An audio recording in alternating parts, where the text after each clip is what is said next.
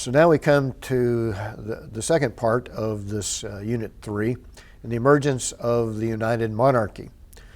First, as we noted in the previous discussion, the emergence of kingship under the leadership of Saul. And of course, we immediately have to deal with the Philistine oppression. And again, the backdrop in 1 Samuel 8 is the capturing of the ark in the previous chapters and the ark narrative that is described there. And we'll look at first the context of the ark narrative in light of ancient Near Eastern culture and the practices. The Israelites, as you remember, had gathered forces at Ebenezer, which is over what you might call the foothills of the northern hill country.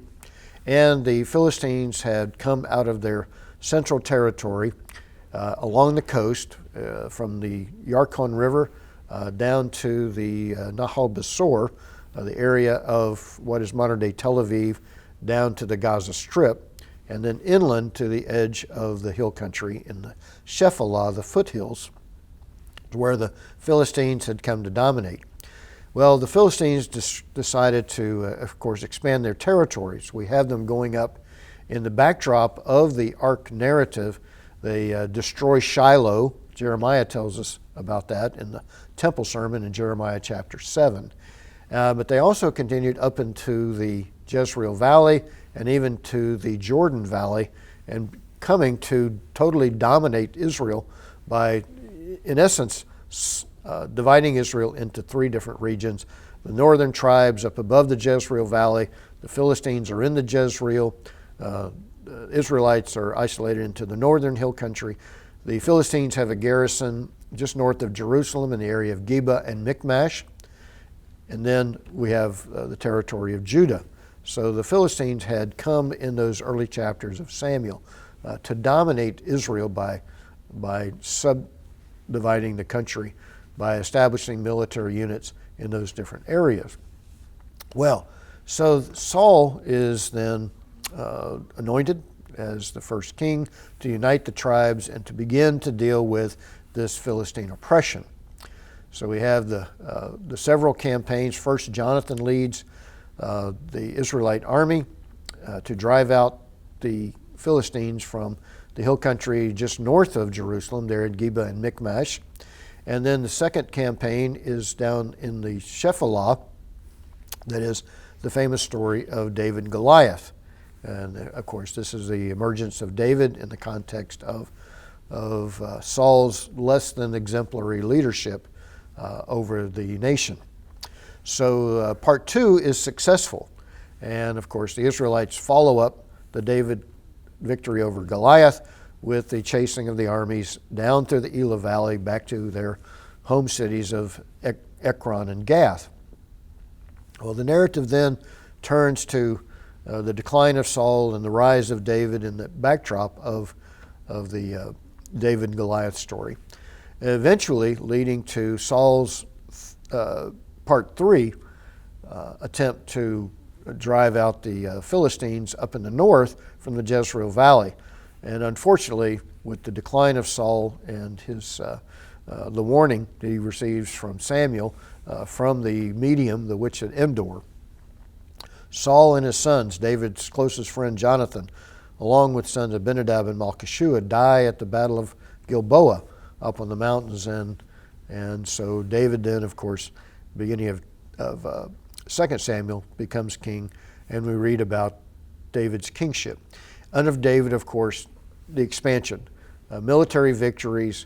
They subdue the Philistines to the west, and they move up into the north against the Arameans, on the eastern side against the Moabites and Edomites, and the kingdom then is gained as a result of David's military leadership with a strong army of unified tribes. They begin, of course, with a capital in Hebron, which is the area near where Abraham spent a majority of his land of sojourn in the land of Canaan. And then David's men conquered the Jebusite city of Jerusalem, and it's established as the new capital right around 1000 BC.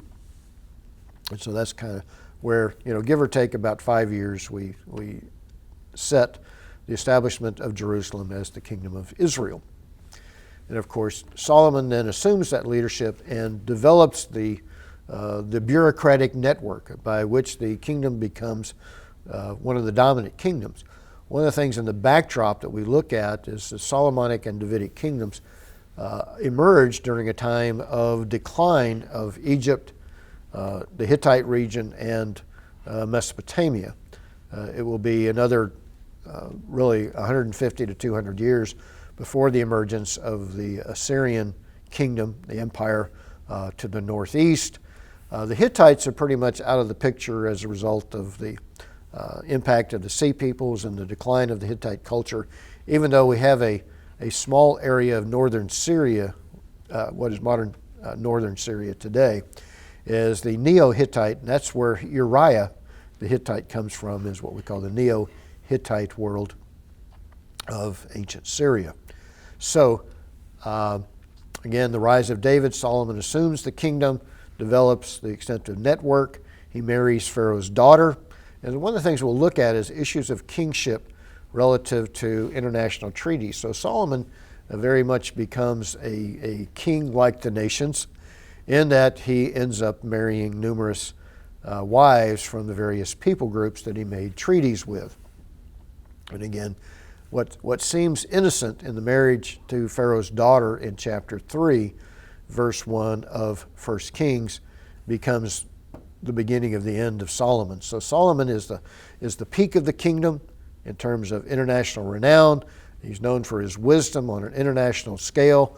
The wealth of the kingdom coming from the Mediterranean Sea to the world of Africa and Arabia and beyond, the spice trade and wild animals, and you have the Jerusalem Zoo, perhaps, emerging under Solomon, the importation of wild animals and so forth. So you have this great kingdom that unfortunately begins to decline as a result of Solomon's intermarriage, sealing treaty relationships with the Egyptians, the Phoenicians, the Ammonites, the Moabites, the Edomites, and so forth.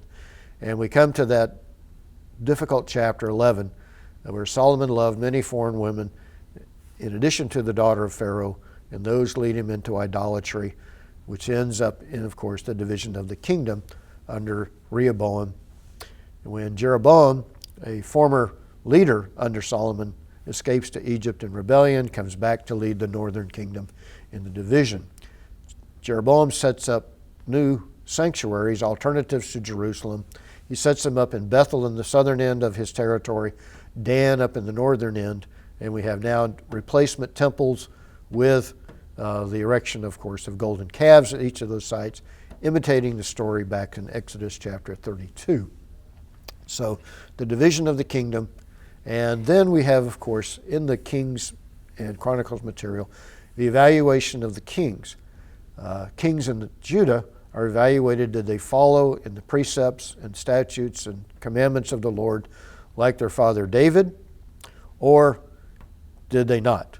In the northern kingdom, did the kings follow in the ways of Jeroboam, who led the rebellion, Jeroboam the son of Nebat, in the way that he led Israel to sin?